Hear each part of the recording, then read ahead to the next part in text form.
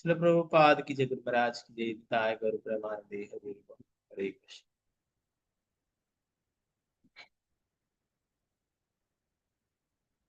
देक बंधु मत्संगिन मद्गुरु मन्महादना अन्निष्टारग मद्भाग्या मदानंदा नमोस्तुते। ഗ്രന്ഥരായ ശ്രീമദ് ഭാഗവതം की जय। ശ്രീമദ് ഭാഗവതം ചതുർത്ഥ സ്കന്ധം 31 അധ്യായം ശ്ലോകം 16.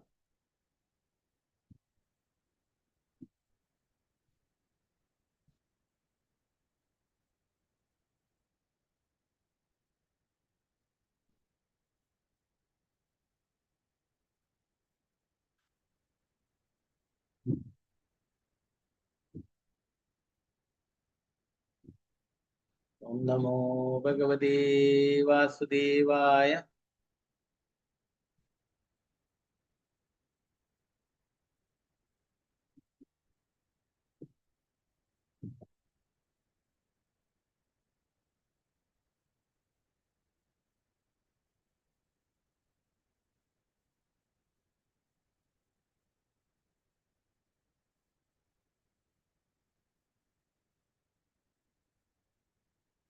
ഏതത്പദം തജ്ജഗദാത്മനഃ പരം സുഹൃദ്വിവാദം സവിതുര്യദാ പ്രഭു യഥാസവോ ജാഗ്രതി സുപ്തശക്തയോ ദ്രവ്യക്രിയാജ്ഞാനവിദാ പ്രമാപ്തിയഃ.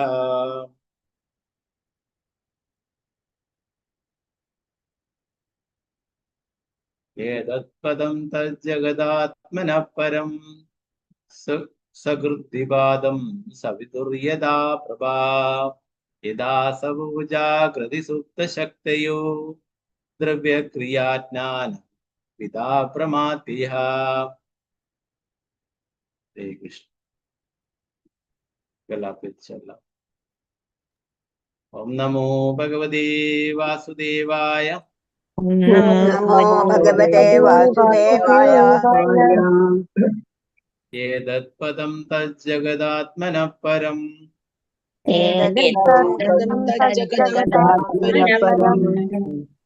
സകൃദ്വിവാദം സവിതുര്യദാ പ്രഭാ യഥാസവോ ജാഗ്രതി സുപ്തശക്തയോ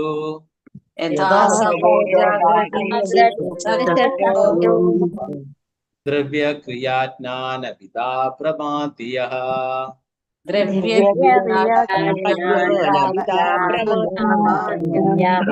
അടുത്ത ലൈൻ അത്ര കാണുന്നില്ല പ്രഭുജി. കാണുന്നില്ലേ? ചെറുതാക്കണോ? അല്ല, കുറച്ച് ഒന്ന് മുകളിലേക്ക്. ഏതത്പദം തജ്ജഗദാത്മനഃ പരം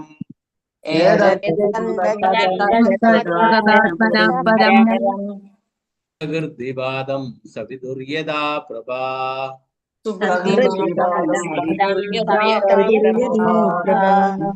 യഥാസവോ ജാഗ്രതി സുപ്തശക്തയോ ദ്രവ്യക്രിയാജ്ഞാനവിദാ പ്രമാപ്തിയഃ.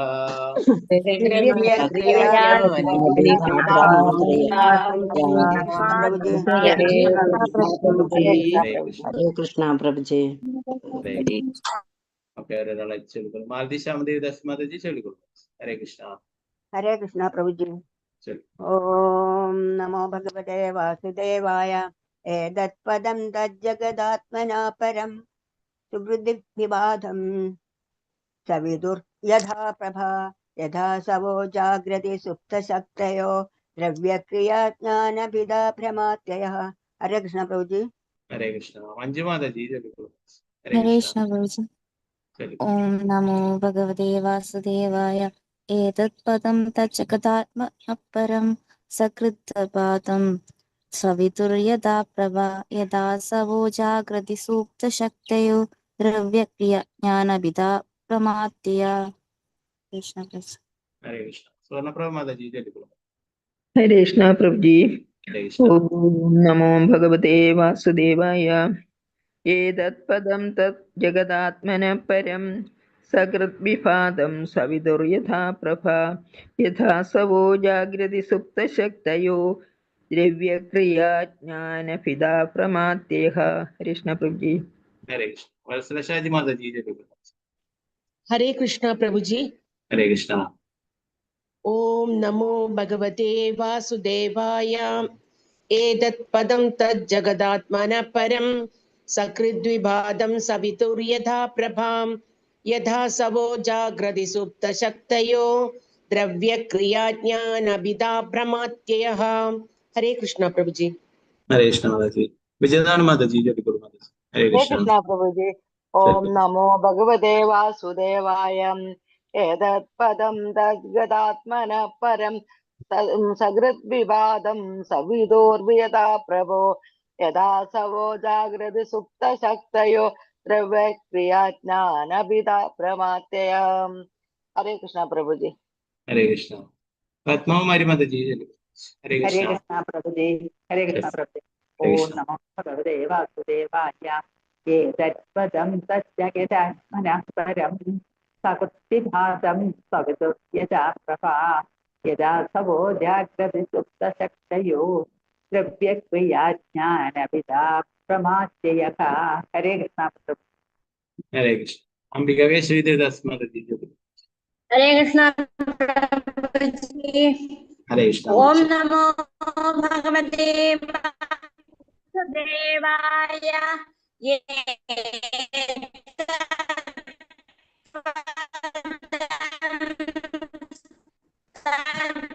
जगता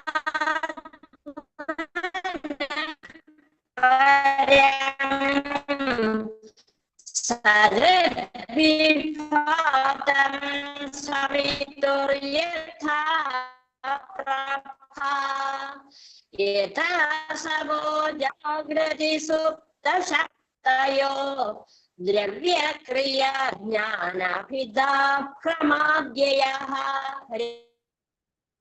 हरे कृष्ण। रामेंद्र प्रभु हरे कृष्ण प्रभु जय गुरु। हरे कृष्ण प्रभु जी। ओम नमो भगवते वासुदेवाय। एतत् पदं तज्जगदात्मनः परं सकृद्विवादं सवितुर्यथा प्रभा यदा सवो जागृति सुप्तशक्तयो द्रव्यक्रिया ज्ञानभिदा प्रमत्ययः। हरे कृष्ण प्रभु जी। हरे कृष्ण प्रभु। ശ്രീജയതി മാതാജി കുറച്ച് പേരെ അൺമ്യൂട്ട് മാതാജി. ഹരേ കൃഷ്ണ. ഹരേ കൃഷ്ണ. ശരി ഹരേ കൃഷ്ണ. ഓക്കെ. ഹരേ കൃഷ്ണ. നിർമ്മല മാതാജി ഹരേ കൃഷ്ണ. हरे कृष्ण माता जी। ഹരേ ओम കൃഷ്ണ. नमो भगवते वासुदेवाय। एतत्पदं तज्जगदात्मनः परं सकृद्विभातं सवितुर्यथा प्रभा यदा सवो जागृति सुप्तशक्तयो द्रव्यक्रियाज्ञानभिदा प्रमात्ययः। हरे कृष्ण माता जी। ഹരേ കൃഷ്ണ. സിന്ധു സിക്കെ മാതാജി. हरे कृष्ण माता जी। ओम ഹരേ नमो കൃഷ്ണ. भगवते वासुदेवाय। एतत् पदं तज्जगदात्मनः परं सकृद्विभातं सवितुर्यथा प्रभा यदा सवो जागृति सुप्तशक्तयो द्रव्यक्रिया ज्ञानाभिदा प्रमाद्यया। हरे कृष्ण प्रभु जी और माता जी। ഹരേ കൃഷ്ണ. രമണി മാതാജി ഹരേ കൃഷ്ണ. हरे कृष्णा माता जी। ഹരേ കൃഷ്ണ. ओम नमो भगवते वासुदेवाय। एतत् पदं तज्जगदात्मनः परं सकृद्विभातं सवितुर्यथा प्रभा यदा सवो जागृति सुप्तशक्तयो द्रव्यक्रियाज्ञानाभिधा भ्रममात्ययः। हरे कृष्णा। ഹരേ കൃഷ്ണ. ശാരദാ ശുഭാസന ദേവദാസി മാതാജി. हरे कृष्ण माता जी। ഹരേ കൃഷ്ണ. ओम नमो भगवते वासुदेवाय। एतत्पदं तज्जगदात्मनः परं सकृद्विभातं सवितुर्यथा प्रभा यदा सवो जागृति सुप्तशक्तयोः द्रव्यक्रियाज्ञानभिदा प्रमाद्ययः। हरे कृष्ण। ഹരേ കൃഷ്ണ. വത്സലായി മാതാജി. हरे कृष्ण माताजी। ഹരേ ओम കൃഷ്ണ. नमो भगवते वासुदेवाय। एतत्पदं तज्जगदात्मना परं सकृद्विवादं सवितुर्यथा प्रभा यदा सवो जागृति सुप्तशक्तयो द्रव्यक्रियाज्ञानभेदा प्रमादया मात्यया। हरे कृष्ण प्रभु जी। ഹരേ കൃഷ്ണ. അനിത മാതാജി. हरे माताजी। ഹരേ കൃഷ്ണ. हरे कृष्ण माता जी। ഹരേ കൃഷ്ണ. ओम नमो भगवते वासुदेवाय। एतत् पदं तज्जगदात्मना परं സകൃദ്വിഭാതം സവിതുര്യഥാ പ്രഭ യഥാ സവോ ജാഗ്രതി സുപ്തശക്തയോ ദ്രവ്യക്രിയ ജ്ഞാനഭിദാ ഭ്രമാത്യ. ഹരേ കൃഷ്ണ മാതാജി. ഹരേ കൃഷ്ണ ശാരദാജി നമ്പൂതിരി മാതാജി. ഹരേ കൃഷ്ണ മാതാജി. ഹരേ കൃഷ്ണ. ഓം നമോ ഭഗവതേ വാസുദേവായ. ഏതത് പദം തജ്ജഗദാത്മനഃ പരം സഹൃദ്വിഭാതം സവിതുര്യഥാ പ്രഭ യഥാ സവോ ജാഗ്രതി സുപ്തശക്തയോ ദ്രവ്യക്രിയാ ജ്ഞാനഭിദാ ഭ്രമാത്യയ. ഹരേ കൃഷ്ണ മാതാജി. ഹരേ കൃഷ്ണ വസന്ത മാതാജി. ഹരേ കൃഷ്ണ മാതാജി. ഹരേ കൃഷ്ണ. ഭഗവതേ വാസുദേവായ. ഏതത് പദം തജ്ജഗദാത്മനഃ സകൃദ്വിഭാതം സവിതുര്യഥാ പ്രഭ യഥാ സവോ ജാഗ്രതി സുപ്തശക്തയോ ദ്രവ്യക്രിയാജ്ഞാനഭിദാ ഭ്രമാത്യയഃ. ഹരേ കൃഷ്ണ മാതാജി. ഹരേ കൃഷ്ണ ഹരേ പ്രഭു. കൃഷ്ണ തനുപ്രഭി മാതാജി. ഹരേ കൃഷ്ണ മാതാജി. ഹരേ കൃഷ്ണ. ഓം നമോ ഭഗവതേ വാസുദേവായ. ഏതത് പദം തജ്ജഗദാത്മനഃ പരം സകൃദ്വിഭാതം സവിതുര്യഥാ പ്രഭ യഥാ സവോ ജാഗ്രതി സുപ്തശക്തയോ ദ്രവ്യക്രിയാജ്ഞാനഭിദാ ഭ്രമാത്യയഃ. ഹരേ കൃഷ്ണ മാതാജി. ഹരേ കൃഷ്ണ ശോഭ മാതാജി. ഹരേ കൃഷ്ണ മാതാജി. ഹരേ കൃഷ്ണ. ഓ ഭഗവതേ വാസുദേവായ. ഏതത് പദം തജ്ജഗദാത്മനഃ പരം സകൃതിവാദം സവിതുര്യഥാ പ്രഭാഃ യഥാ സവോ ജാഗ്രതി സുപ്തശക്തയോ ദ്രവ്യക്രിയാജ്ഞാനഭിദാ ഭ്രമാത്യ. ഹരേ കൃഷ്ണ മാതാജി. ഹരേ കൃഷ്ണ വത്സല ഗോപാല മാതാജി. ഹരേ കൃഷ്ണ വത്സല ഗോപാല മാതാജി. ഹരേ കൃഷ്ണ മാതാജി. ഓം ഹരേ നമോ കൃഷ്ണ. ഭഗവതേ വാസുദേവായ. ഏതത് പദം തജ്ജഗദാത്മനഃ പരം സകൃദ്വിധാതം സവിതുര്യഥാ പ്രഭ യഥാ സവോ ജാഗ്രതി സുപ്തശക്തയോ ദ്രവ്യക്രിയാജ്ഞാനഭിദാ ഭ്രമാത്യയ. ഹരേ കൃഷ്ണ മാതാജി. ഹരേ കൃഷ്ണ ഭാരതീയമ്മ മാതാജി. ഹരേ കൃഷ്ണ മാതാജി. ഹരേ ഓം കൃഷ്ണ. നമോ ഭഗവതേ വാസുദേവായ. ഏതത് പദം തജ്ജഗദാത്മനഃ പരം സകൃതിഭാതം സവിതുര്യഥാ പ്രഭ യഥാ സവോ ജാഗ്രതി സുപ്തശക്തയോ ദ്രവ്യക്രിയാജ്ഞാനഭിദാ ഭ്രമാത്യയഃ. ഹരേ കൃഷ്ണ. ഹരേ കൃഷ്ണ സീതാരാമനുണ്ണി മാതാജി. ഹരേ കൃഷ്ണ മാതാജി. ഹരേ കൃഷ്ണ. ഓം നമോ ഭഗവതേ വാസുദേവായ. ഏതത് പദം തജഗദാത്മനഃ പരം സകൃദ്വിഭാതം സവിതുര്യഥാ പ്രഭ യഥാ സവോ ജാഗ്രതി സുപ്തശക്തയോ ദ്രവ്യക്രിയാജ്ഞാനഭിദാ ഭ്രമാത്രയഃ. ഹരേ കൃഷ്ണ മാതാജി. ഹരേ കൃഷ്ണ ശോഭപ്രദേ ഹരേ മാതാജി. കൃഷ്ണ മാതാജി. ഹരേ കൃഷ്ണ. ഓം നമോ ഭഗവതേ വാസുദേവായ. ഏതത് പദം തജ്ജഗദാത്മനഃ പരം സകൃതിവാദം സവിതുര്യഥാ പ്രഭ യഥാ സവോ ജാഗ്രതി സുപ്തശക്തയോ ദ്രവ്യക്രിയാജ്ഞാനഭിദാ ഭ്രമാത്യയ. ഹരേ കൃഷ്ണ. ഹരേ കൃഷ്ണ ഗീതാട്ടി മാതാജി. ഹരേ കൃഷ്ണ മാതാജി. ഹരേ ഓം കൃഷ്ണ. നമോ ഭഗവതേ വാസുദേവായ. ഏതത് പദം തജ്ജഗദാത്മനഃ പരം സകൃദ്വിഭാതം സവിതുര്യഥാ പ്രഭ യഥാ സവോ ജാഗ്രതി സുപ്തശക്തയോ ദ്രവ്യക്രിയാജ്ഞാനഭിദാ ഭ്രമാത്യയഃ. ഹരേ കൃഷ്ണ മാതാജി. ഹരേ കൃഷ്ണ ഗീതാസി മാതാജി. ഹരേ കൃഷ്ണ മാതാജി. ഹരേ കൃഷ്ണ. ഓം നമോ ഭഗവതേ വാസുദേവായ. ഏതത് പദം തജ്ജഗദാത്മനഃ പരം സകൃദ്വിഭാതം സവിതുര്യഥാ പ്രഭ യഥാ സവോ ജാഗ്രതി സുപ്തശക്തയോ ദ്രവ്യക്രിയാജ്ഞാനഭിദാ ഭ്രമാത്യയഃ. ഹരേ കൃഷ്ണ മാതാജി. ഹരേ കൃഷ്ണ രതിരൂപ കൃഷ്ണകാന്തി ദേവിദാസി മാതാജി. ഹരേ കൃഷ്ണ. പ്രണാമ മാതാജി. ഹരേ കൃഷ്ണ. ഓം നമോ ഭഗവതേ വാസുദേവായ. ഏതത് പദം തജ്ജഗദാത്മനാ പരം സകൃദ്വിഭാതം സവിതുര്യഥാ പ്രഭ യഥാ സവോ ജാഗ്രതി സുപ്തശക്തയോ ദ്രവ്യക്രിയാജ്ഞാനഭിദാ ഭ്രമാത്യയ. ഹരേ കൃഷ്ണ. ഹരേ കൃഷ്ണ അനുത്തര കൃഷ്ണ ദേവിദാസി മാതാജി. മാതാജി. ഹരേ കൃഷ്ണ മാതാജി. ഭഗവതേ വാസുദേവായ ഏതത് പദം തജ്ജഗദാത്മനഃ പരം സകൃദ്വിഭാതം സവിതുർയഥാ പ്രഭാ യഥാ സവോ ജാഗ്രതി സുപ്തശക്തയോ ദ്രവ്യക്രിയാജ്ഞാനവിദാഭ്രമത്യയഃ. ഹരേ കൃഷ്ണ. ഹരേ കൃഷ്ണ. ഹരേ കൃഷ്ണ. Thank you Prabhuji. ഹരേ കൃഷ്ണ.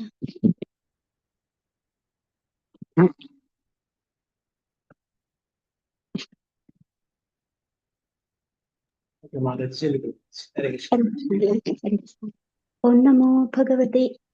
ഓം നമോ ഭഗവതേ വാസുദേവായ.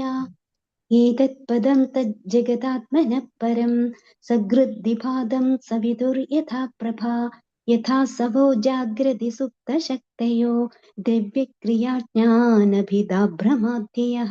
ഹരേ കൃഷ്ണ പ്രഭുജി. ഹരേ കൃഷ്ണ. Thank U.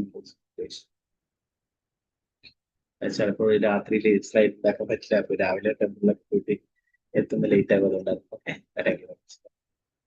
നമുക്ക് ഇതിന്റെ ബർത്തനം ഭാവ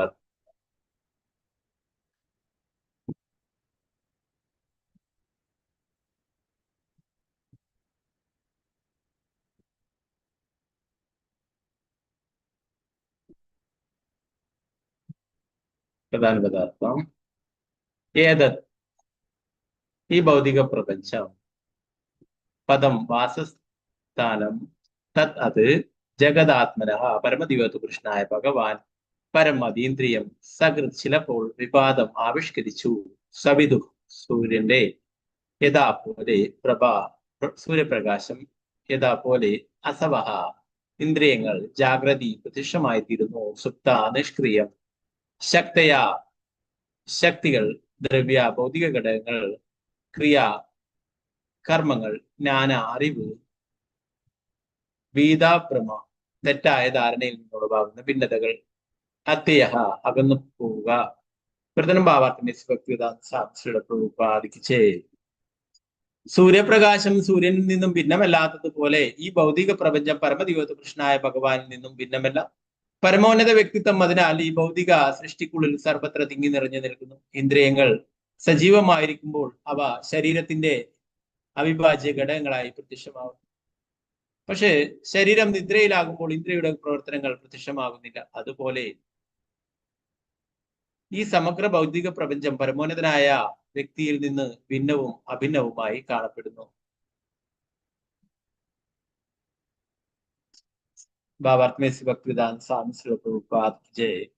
ചൈതന്യ മഹാപ്രഭുവിനാൽ അവതരിപ്പിക്കപ്പെട്ട അചിന്ത്യ ഭേദ തത്വം ഒരേ സമയം ഭിന്നവും അഭിന്നവുമായിട്ടുള്ളത്. തത്വശാസ്ത്രത്തെ ഇത് സ്ഥിരീകരിക്കുന്നു. പരമദിവ്യോത്തമ കൃഷ്ണനായ ഭഗവാൻ ഒരേ സമയം ഈ ഭൗതിക സൃഷ്ടിയിൽ നിന്നും ഭിന്നവും അഭിന്നവുമാണ്. വൃക്ഷത്തിന്റെ വേര് പോലെ സകലതിന്റെയും മൂലകാരണം പരമദിവ്യോത്തമ കൃഷ്ണനായ ഭഗവാനാണെന്ന് ഒരു മുൻ ശ്ലോകത്തിൽ വിശദീകരിച്ചിരുന്നു.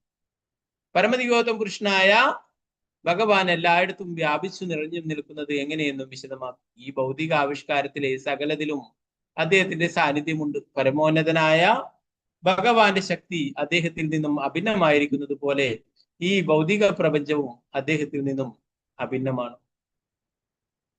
ഭിന്നമാണെന്ന് തോന്നിപ്പിക്കുമെങ്കിലും സൂര്യപ്രകാശം സൂര്യനിൽ നിന്ന് ഭിന്നമല്ല, എന്നാൽ ഭിന്നവുമാണ്. ഒരുവന് സൂര്യപ്രകാശത്തിൽ നിൽക്കാം, പക്ഷേ സൂര്യനിൽ നിൽക്കാൻ പറ്റില്ല.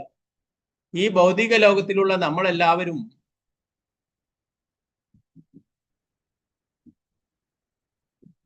പരമദിവ്യോത്തമ കൃഷ്ണനായ ഭഗവാന്റെ ശരീരത്തിന്റെ പ്രകാശത്തിലാണ് ജീവിക്കുന്നത്.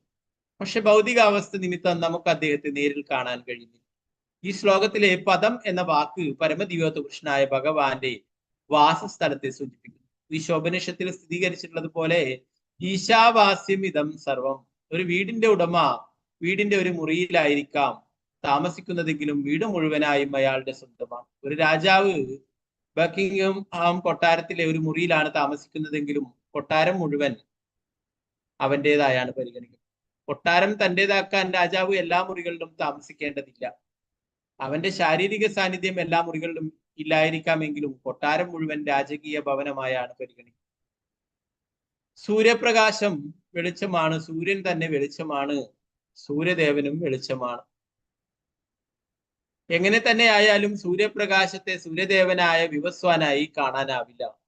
ഒരേ സമയം ഭിന്നവും അഭിന്നവും എന്നതിന്റെ പൊരുൾ ഇതാണ്. അചിന്ത്യ ഭേദ അഭേദ തത്വം. എല്ലാ ഗ്രഹങ്ങളും സ്ഥിതി ചെയ്യുന്നത്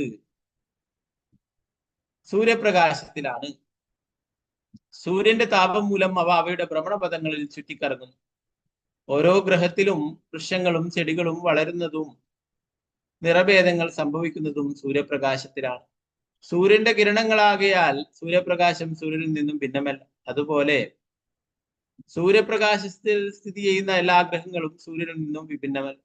എല്ലാം ഉൽപ്പാദിപ്പിക്കുന്നത് സൂര്യൻ, എല്ലാറ്റിനും കാരണം സൂര്യൻ, ഫലങ്ങളിൽ അന്തർലീനമായിട്ടുള്ളതും സൂര്യൻ. അങ്ങനെ സമഗ്ര ഭൗതിക ലോകം സമ്പൂർണമായി സൂര്യനെ ആശ്രയിക്കും. അതുപോലെ എല്ലാ കാരണങ്ങൾക്കും കാരണം കൃഷ്ണനാണ്. ഫലങ്ങൾ ഊറി വരുന്നതും മൂലകാരണത്തിൽ നിന്നും. സമഗ്ര ലൗകിക പ്രപഞ്ചവും പരമോന്നതനായ ഭഗവാന്റെ വികസിച്ച ശക്തിയാണെന്ന് മനസ്സിലാക്കപ്പെടുന്നു. ഒരുവൻ ഉറങ്ങുമ്പോൾ ഇന്ദ്രിയങ്ങൾ നിഷ്ക്രിയങ്ങളായിരിക്കാം. ഇതിനർത്ഥം ഇന്ദ്രിയങ്ങളുടെ സാന്നിധ്യം ഇല്ലെന്നല്ല. അവൻ ഉണരുമ്പോൾ ഇന്ദ്രിയങ്ങൾ വീണ്ടും പ്രവർത്തന നിരതങ്ങളാവും. അതുപോലെ ഈ ഭൗതിക ലോകത്തിൽ നമുക്ക് ചിലപ്പോൾ സൃഷ്ടി ചിലപ്പോൾ പ്രത്യക്ഷവും ചിലപ്പോൾ അപ്രത്യക്ഷവുമായിരിക്കും. ഭഗവത്ഗീതയിൽ പ്രസ്താവിച്ചിട്ടുള്ളതുപോലെ ഭൂത്വാ ഭൂത്വാ പ്രലീയതേ. ഭൗതിക സൃഷ്ടി പ്രളയത്തിൽ അലിയുമ്പോൾ അതൊരു തരം നിദ്രാവസ്ഥയിലായിരിക്കും. നിഷ്ക്രിയാവസ്ഥയിൽ ഭൗതിക സൃഷ്ടി ക്രിയാത്മകമായാലും നിഷ്ക്രിയമായാലും പരമോന്നതനായ ഭഗവാന്റെ ശക്തിക്ക് എപ്പോഴും അസ്തിത്വമുണ്ടായിരിക്കും. അപ്രകാരം പ്രത്യക്ഷം അപ്രത്യക്ഷം എന്നീ വാക്കുകൾ പ്രയോഗക്ഷമമാകുന്നത് ഭൗതിക പ്രപഞ്ചത്തിന് മാത്രമാണ്.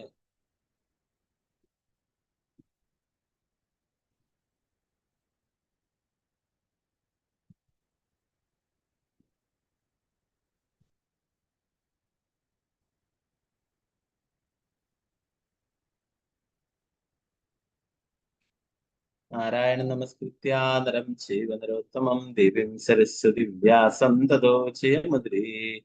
നഷ്ടപ്രായേഷു ഭദ്രേഷു നിത്യം ഭാഗവത സേവയാ. ഭഗവതി ഉത്തമ ശ്ലോകേ ഭക്തിർഭവതി നൈഷ്ഠികേ. മോഹം കരോതി വാചാലം പങ്കും ലംഘയതേ ഗിരിം. യത്കൃപാതമഹം വന്ദേ ശ്രീഗുരു ദീനദാരിണം പരമാനന്ദമാധവം ശ്രീചൈതന്യേശ്വരം. നമോ വിഷ്ണുപാദായ കൃഷ്ണപൃഷ്ഠായ ഭൂതലേ ശ്രീമതേ ഭക്തിവേദാന്ത സ്വാമിൻ വിദ്യാമേ. നമസ്തേ സരസ്വതേ ദേവേ ഗൗരവാണി പ്രചാരിണേ വിശേഷാശൂന്യവാദി പാശ്ചാത്യദേശധാരിണേ. ജയ ശ്രീകൃഷ്ണ ചൈതന്യ പ്രഭു നിത്യാനന്ദ ശ്രീ അദ്വൈത ഗദാധര ശ്രീവാസാദി ഗൗരഭക്തവൃന്ദ. ഹരേ കൃഷ്ണ കൃഷ്ണ കൃഷ്ണ ഹരേ ഹരേ, ഹരേ രാമ രാമ രാമ ഹരേ ഹരേ. ഗുരുവേ ഗൗരചന്ദ്രായ രാധികായ ഹരേ കൃഷ്ണായ കൃഷ്ണഭക്തായ ഭക്തായ. ശ്രീല പ്രഭുപാദ ഹരേ കൃഷ്ണ.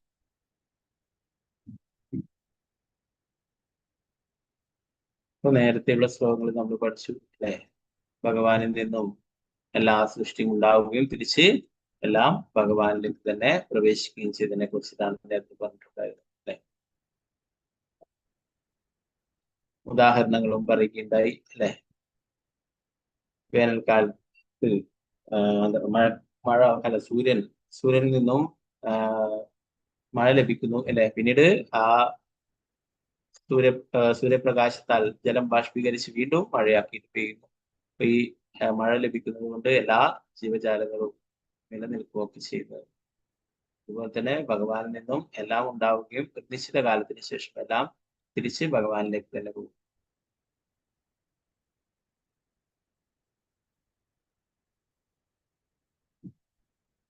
ഇവിടെ സൂര്യന്റെ ഉദാഹരണം പറഞ്ഞാല് സൂര്യനും സൂര്യപ്രകാശം നമുക്ക് കേൾക്കാം അല്ലെ? എന്നാൽ സൂര്യന്റെ ചൂട് ഡയറക്റ്റ് ഏൽക്കാനായിട്ട് സാധിക്കും അല്ലെ? അപ്പോ അത് അത്രയും സൂര്യന്റെ പ്രകാശം അതൊരിക്കലും സൂര്യനാവില്ല അല്ലെ? അത് അല്പമായിട്ട് മാത്രമേ അത് നമുക്ക് അനുഭവപ്പെടുന്നുള്ളൂ. ഇവിടെ പ്രഭുപാദര് മഹാപ്രഭു അവതരിപ്പിച്ചിട്ടുള്ള അചിന്ത്യ ഭേദാഭേദ തത്വം പറയും. അതേപോലെ തന്നെയാണ് ഭഗവാനെ കുറിച്ച്. ഭഗവാന്റെ സൃഷ്ടിയാണ് ഈ ഭൗതിക പ്രപഞ്ചം മുഴുവനായിട്ട്, അല്ലെ? എന്നാൽ ഭഗവാൻ ഇതിലൊന്നും ഉൾപ്പെട്ടിരിക്കുന്നില്ല, അല്ലെ? ഇതിന്റെ പുറമെയാണ്, അല്ലെ? ഈ ഭൗതിക ലോകത്തിലാണ് മറ്റുള്ള എല്ലാവരും ബന്ധനത്തിലായിരിക്കും, അല്ലെ? എന്നാൽ ഭഗവാൻ ഈ ഭൗതിക ലോകത്തിന് ഉപരിയായിട്ടാണ്, അല്ലെ?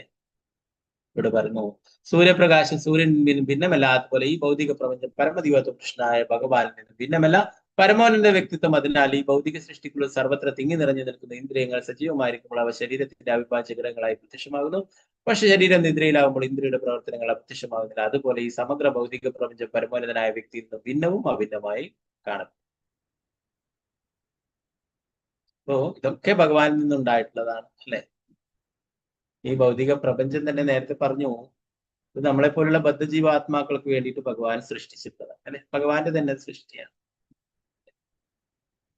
എന്നാൽ ഇത് ഭഗവാനല്ല, അല്ലെ? ഇതില് ഭഗവാൻ വരുന്നില്ല. ഈ ഭൗതിക പ്രപഞ്ചം നമ്മളെ പോലുള്ള ബദ്ധജീവാത്മാക്കൾക്കായിട്ട് സൃഷ്ടിച്ചിട്ടുള്ളതാണ്, അല്ലെ? എന്നാൽ എല്ലാറ്റിലും ഭഗവാൻ ഉണ്ട്, അല്ലെ? അണ്ടാന്തരസ്തു പരമാണ് ചെയ്യാന്തരസ്തു. നേരത്തെ നമുക്ക് പഠിച്ചു, അല്ലെ? ഓരോ ആറ്റത്തിലും ഓരോ അണ്ടത്തിലും ഭഗവാനുണ്ട്, പരമാത്മാവ്, അല്ലെ? എല്ലാറ്റിലും ഭഗവാൻ.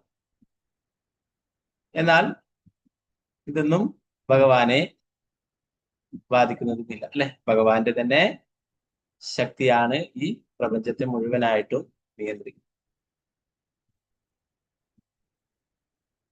എല്ലാവരും, അല്ലെ? ബ്രഹ്മാവ് യഥാർത്ഥത്തിൽ എല്ലാവരും ധരിച്ചിരിക്കുന്നത് ബ്രഹ്മാവാണ് സൃഷ്ടി ചെയ്യുന്നത്, അല്ലെ? എന്നാൽ ബ്രഹ്മാവും പറയുന്നു, ഞാൻ ഭഗവാന്റെ ഇച്ഛ എതുന്നുകൊണ്ട്, ഭഗവാന്റെ ശക്തി എതുന്നുകൊണ്ടാണ് ഈ സൃഷ്ടികളൊക്കെ നടന്നത്.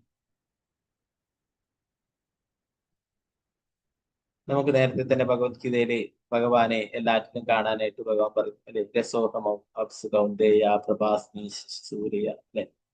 ജലത്തിലെ രസം ഞാനാണ്. അതുപോലെ തന്നെ സൂര്യചന്ദ്രന്മാർ പ്രകാശം നൽകുന്നത്. നമുക്ക് സൂര്യന്റെ പ്രകാശമില്ലെങ്കിൽ ഒന്നും കാണാനായിട്ട് സാധിക്കും. എന്നാൽ ആ സൂര്യന് പ്രകാശം നൽകുന്നത് ഭഗവാനാണ്. ഇപ്പൊ വേറൊരു ഉദാഹരണം പറയുന്നത്, നമ്മുടെ ഉറങ്ങുമ്പോൾ നമ്മുടെ ഇന്ദ്രിയങ്ങളൊന്നും തന്നെ പ്രവർത്തിക്കുന്നില്ല, അല്ലെ? അതിനർത്ഥം നമുക്ക് ഇന്ദ്രിയങ്ങള് ഇല്ല എന്നുള്ളതല്ല, അല്ലെ? സാധാരണ നിലയിൽ നമ്മുടെ ഇന്ദ്രിയങ്ങളൊക്കെ എപ്പോഴും സജീവമായി പ്രവർത്തിച്ചു കൊണ്ടേയിരിക്കും. എന്നാൽ നിദ്രയില് ഇതൊന്നും തന്നെ പ്രവർത്തിക്കുന്നില്ല. അതേപോലെ ഈ സമഗ്ര ഭൗതിക പ്രപഞ്ചം പരമോന്നതനായ വ്യക്തിയിൽ നിന്നും ഭിന്നവും അഭിന്നവുമായിട്ടും കാണപ്പെടുന്നു. ഒരേ സമയം ഭിന്നവുമാണ് അഭിന്നവുമാണ്, അല്ലെ? ധാരാളം ഉദാഹരണങ്ങൾ നമ്മൾ നേരത്തെ ശ്രീ പ്രഭുപാദർ പറഞ്ഞിട്ടുണ്ടായി നമുക്ക്, അല്ലെ? ശ്രീ ചൈതന്യ മഹാപ്രഭുവിന്റെ അചിന്ത്യ ഭേദ അഭേദ തത്വം, അല്ലെ? ഒരു തരത്തിൽ നോക്കിയാൽ ഒന്ന് തന്നെയാണ്, എന്നാൽ ഒന്ന് അല്ലാതാണ്, അല്ലെ? ധാരാളം ഉദാഹരണങ്ങൾ നമ്മൾ നേരത്തെ പഠിക്കുകയുണ്ടായി. ആരാണ് പറയുന്നത്? നേരത്തെയൊക്കെ നമ്മൾ ധാരാളം ഉദാഹരണങ്ങൾ പറയുകയുണ്ടായി പലപ്പോഴായിട്ട്. ഇതൊക്കെയാണ് ആരാ പറഞ്ഞോ? അചിന്ത്യ ഭേദ അഭേദ തത്വം നമ്മൾ പലപ്പോഴും ക്ലാസ്സുകളിൽ പറയുന്നു. അതേസമയം ഒന്നാണ്, എന്നാല് ഒന്നല്ലാതാണ്. ഒന്നാണെങ്കിലോ ഒന്ന് വിഭുവാണ്, ഒന്ന് അണുവാണ്. അതെ, അവരൊരു ഉദാഹരണം ഇങ്ങനെ പറയില്ലേ മതജി? നമ്മൾ ഓരോരോ കാര്യങ്ങളും എക്സാമ്പിൾ ആയിട്ട് ഓരോ ഉദാഹരണമായിട്ട് ഓരോ കാര്യങ്ങളെ കുറിച്ചും പറയാറ്. പറഞ്ഞോ. തീപ്പൊരി തീയിൽ നിന്ന് അകന്നു കഴിഞ്ഞാല്, അതെ, ഒരു വലിയ അഗ്നികുണ്ഡവും ഒരു ചെറിയ തീപ്പൊരി, അല്ലെ? അതിന്റെ ഭാഗം തന്നെയാണ്, അതിന്റെ സ്വഭാവത്തിൽ ഒരുപോലെയാണ്, അല്ലെ? ഗുണത്തിലൊരുപോലെയാണ്, എന്നാൽ അതിന്റെ അളവില് വ്യത്യാസം, അല്ലെ? ഓക്കെ. സമുദ്രജലവും ഒരു തുള്ളി വെള്ളവും.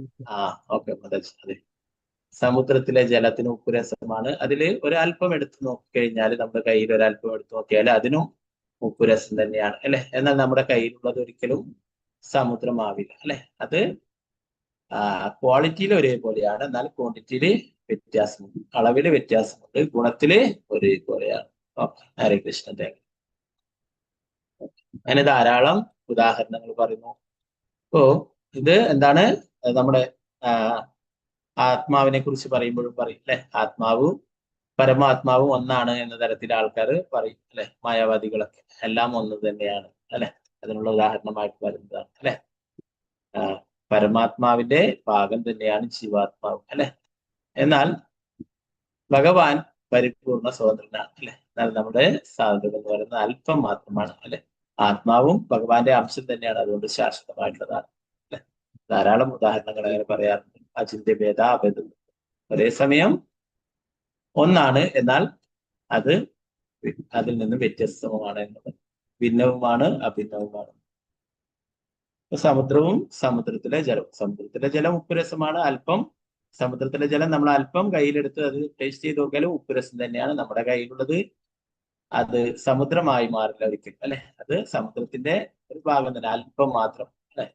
അതുപോലെ അഗ്നികുണ്ഡത്തിന്റെ നിന്ന് വരുന്ന തീപ്പൊരികൾ അല്ലെ, അതേ സ്വഭാവം തന്നെയാണ്. അത് കത്തുന്നുണ്ട്, അതിന് ചൂടുണ്ട് അല്ലെ, എന്നാൽ അത് ചെറിയൊരു അംശം മാത്രമാണ് അല്ലെ. അത് അല്പസമയം. അഗ്നികുണ്ഡം അവിടെ കത്തുമ്പോൾ അതിൽ നിന്ന് ഉയരുന്ന തീജാലകൾ, എന്താണ്, തീപ്പൊരികൾക്കൊക്കെ അല്പസമയം മാത്രമേ അതിലൊക്കെ നിലനിൽക്കൂ അല്ലെ. അപ്പൊ അങ്ങനെ ഒരേ സമയം ഒന്ന് തന്നെയാണ്, എന്നാൽ ഒന്ന് അല്ല താൻ. ചൈതന്യ മഹാപ്രഭുവിനാൽ അവതരിപ്പിക്കപ്പെട്ട അചിന്ത്യ അഭേദ തത്വം, ഒരേ സമയം ഭിന്നവും അഭിനവും എന്നുള്ളത് തത്വശാസ്ത്രത്തെ ഇത് സ്ഥിരീകരിക്കുന്നു. പരമദിവ്യത്വ കൃഷ്ണനായ ഭഗവാൻ ഒരേ സമയം ഈ ഭൗതിക സൃഷ്ടിയിൽ നിന്ന് ഭിന്നവും അഭിന്നവുമാണ്. വൃക്ഷത്തിന്റെ വേര് പോലെ സകലത്തിന്റെയും മൂലകാരണം പരമദിവ്യത്വ കൃഷ്ണനായ ഭഗവാനാണെന്ന് മുൻ ശ്ലോകത്തിൽ വിശദീകരിച്ചിരുന്നു അല്ലെ. നേരത്തെ നമ്മൾ പഠിച്ചു. യഥാതരൂർ മൂല നിഷേചനാണ് അല്ലെ. വൃക്ഷത്തിന്റെ വേരിൽ വെള്ളം ഒഴിക്കാനായിട്ട് പറയുന്നുണ്ട് അല്ലെ. അതാണ് വൃക്ഷത്തിന്റെ വേരിൽ വെള്ളം ഒഴിച്ചു കഴിഞ്ഞാൽ അത് എല്ലാ ശാഖകൾക്കും ഉപശാഖകൾക്കും ഇലകൾക്കും ലഭിക്കുന്നുണ്ട് അല്ലെ. അതുപോലെ എല്ലാറ്റിന്റെയും മൂല കാരണം, എല്ലാറ്റിന്റെയും നിയന്താവ് ഭഗവാനാണ് അല്ലെ. എല്ലാ ദേവന്മാരുടെയും എല്ലാവരുടെയും നിയന്താവ് അല്ലെ. ഇന്ന് ഗണേശ ചതുർത്ഥിയൊക്കെ ആഘോഷിക്കുന്നത് അല്ലെ. ഗണേശനെ കുറിച്ച് എന്താ പറയുന്നത്? ബ്രഹ്മസംഹിതയിൽ പറയുന്നു, യത്പാദ പല്ലവയുഗം വിദിതായ കുംഭ തൊന്തേ പ്രണാമ സമേസ ഗണാതിരാജാൻ വിഘ്നാൻ വിഹന്തു മനമസ്യ ജഗത്രിയസ്യ ഗോവിന്ദമാദി പുരുഷം തമഹം ഭജാമി. ബ്രഹ്മാവ് പറയുന്നു, തുമ്പിക്കൈയും കൊമ്പുകളൊക്കെയുള്ള ഗണരാജൻ ഗണപതി തന്റെ ആ തുമ്പിക്കൈ കൊണ്ട് ഗോവിന്ദന്റെ, ഭഗവാന്റെ പാദപങ്കജങ്ങള് പിടിച്ചിരിക്കുന്നു. എന്തിനു വേണ്ടിയിട്ടാണ്? 3 ലോകങ്ങളിലുള്ള വിഘ്നങ്ങൾ അകറ്റാനുള്ള ശക്തി നൽകാനായിട്ട്. എല്ലാവരും വിഘ്നങ്ങൾ തീർക്കാനായിട്ട് ഗണപതിയെ സമീപിക്കുന്നു അല്ലെ. തേങ്ങയൊക്കെ ഉടച്ചിട്ട് ഗണപതി എല്ലാ വിഘ്നങ്ങളും തീർക്കും. എന്നാൽ അതേ ഗണപതി ആരെയെ സമീപിച്ചിട്ടുണ്ടെന്ന് പറയുന്നത്? ഗോവിന്ദനെ, ഭഗവാനെ, കൃഷ്ണനെ സമീപിച്ചിരിക്കുന്നു. തന്റെ തുമ്പിക്കൈയും കൊമ്പും കൊണ്ട് ഭഗവാന്റെ പാദങ്ങളിൽ നമസ്കരിക്കുന്നു. അങ്ങനെയുള്ള ആ ഗോവിന്ദനെ പ്രണമിക്കുന്നു എന്ന് ബ്രഹ്മാവ് പറയുന്നു. ഓക്കെ, അപ്പൊ എല്ലാറ്റിന്റെയും മൂല കാരണം എന്ന് പറയുന്നത് ഭഗവാനാണ് അല്ലെ. എല്ലാ ദേവന്മാരുടെയും നിയന്താവ് എന്ന് പറയുന്നത്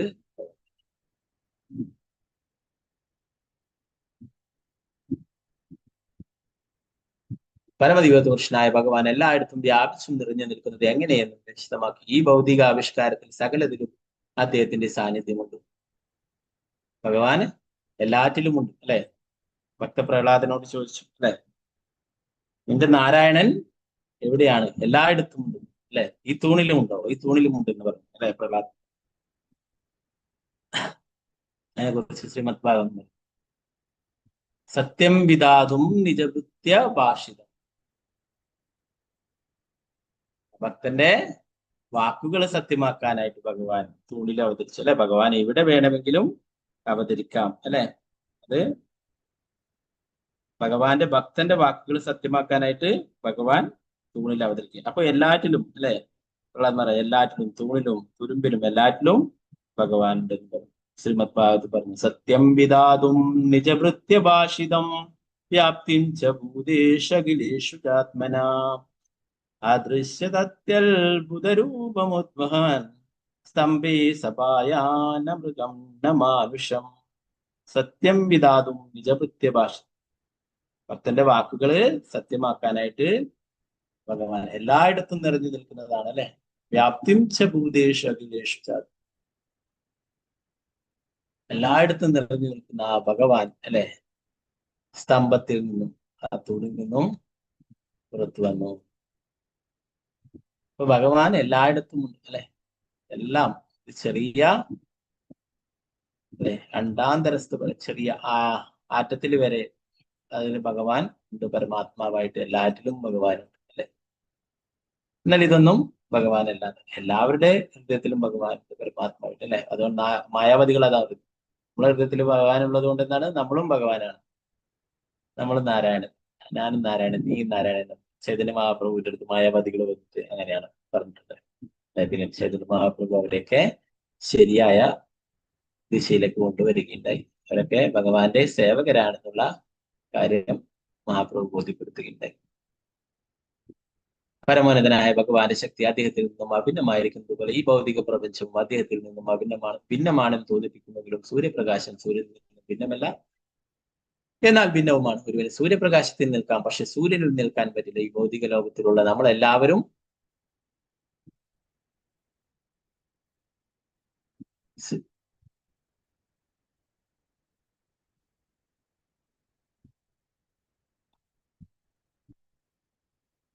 പരമദിവ്യോത്ത പുരുഷനായ ഭഗവാന്റെ ശരീരത്തിന്റെ പ്രകാശത്തിലാണ് ജീവിക്കുന്നത്. ഈ ഭൗതികാവസ്ഥ നിമിത്തം നമുക്ക് അദ്ദേഹത്തെ നേരിൽ കാണാൻ കഴിയുന്നില്ല. നമ്മളൊക്കെ സകല ജീവജാലങ്ങളെയും നിലനിർത്തുന്നത് ഭഗവാനാണ് അല്ലെ? ഭഗവാന്റെ ശക്തി അതൊന്നുകൊണ്ടാണ്. എന്നാൽ നമ്മള് ബദ്ധജീവാത്മാക്കളായതുകൊണ്ട് തന്നെ നമ്മൾ അത് മറന്നു പോയിരിക്കുന്നു. ഇപ്പൊ സൂര്യന്റെ പ്രകാശത്തിൽ നമുക്ക് നിൽക്കാം, പക്ഷെ സൂര്യനിൽ നിൽക്കാൻ പറ്റില്ല എന്ന് അല്ലെ? സൂര്യനെ എന്താ പറയാ, സൂര്യന്റെ അടുത്തേക്ക് പോയിട്ട് എന്താ ഹനുമാനാണെന്ന് തോന്നുന്നു അല്ലെ? സൂര്യനെ കണ്ടിട്ട് എന്തോ എന്തോ എന്തോ ഫ്രൂട്ട്സ് അങ്ങനെയാണ്, പഴം അങ്ങനെയാണെന്ന് വിചാരിച്ച് കഴിക്കാനായിട്ട് പോയിട്ടുണ്ടായിരുന്നു അല്ലെ? അങ്ങനെ എന്തോ ഒരു ലീല ഉണ്ടായിരുന്നു. അപ്പോ മാതാജിമാർക്ക് അറിയായിരിക്കും അല്ലെ? ആരാണ് സൂര്യന്റെ അടുത്ത്? ഹനുമാൻ പോയിട്ടുണ്ടായിരുന്നോ സൂര്യന്റെ അടുത്ത് അല്ലെ? പോയിട്ടുണ്ടായിരുന്നു അതെ, സൂര്യനെ പിടിച്ച് തിന്നാനാണ് നോക്കിയിരുന്നു. പഴമാണെന്ന് വിചാരിച്ചത്. അതെ, ഓക്കെ. അപ്പോ എന്നിട്ട് പൊള്ളലേൽക്കുന്നുണ്ടായി അല്ലെ? അപ്പോ ഓക്കെ, ഹരേ കൃഷ്ണ. അപ്പൊ അതൊക്കെ ഒരു ലീലയുടെ ഭാഗമാണ്, ഭഗവാന്റെ പരിശുദ്ധ ഭക്തനാണ്. Okay okay. അപ്പോ നമുക്ക് സൂര്യപ്രകാശം ഏൽക്കാൻ പറ്റും അല്ലെ? എന്നാൽ സൂര്യന്റെ അടുത്ത് നേരിട്ട് പോകാനായിട്ട് സാധിക്കില്ല അല്ലെ? അപ്പോ അതിനനുസരിച്ചിട്ടുള്ള ശരീരം നമുക്ക് വേണം. ഈ ശരീരം കൊണ്ട് അതിന് സാധിക്കില്ല. സൂര്യപ്രകാശത്തിൽ തന്നെ പലപ്പോഴും നല്ല ചൂടുള്ള സമയങ്ങളിലൊക്കെ ഉച്ച സമയത്തിലൊക്കെ നിൽക്കാൻ പോലും സാധിക്കില്ല അല്ലെ?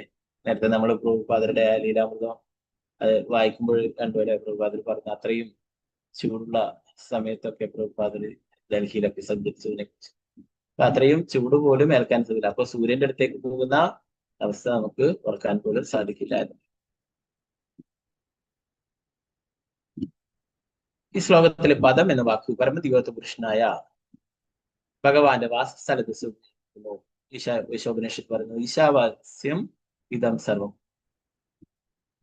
ഒരു വീടിന്റെ ഉടമ ഒരു മുറിയിലായിരിക്കും താമസിക്കുന്നത് എങ്കിൽ എന്താണ്, ആ വീട് മുഴുവൻ അയാളുടെ സ്വന്തമാണെന്ന്. ഒരു രാജാവ് കൊട്ടാരത്തിന്റെ ഒരു മുറിയിലായിരിക്കും താമസിക്കുന്നതെങ്കിലും അദ്ദേഹത്തിൻ്റെതാണ് ആ മുഴുവൻ കൊട്ടാരവും പറയുന്നു അല്ലെ?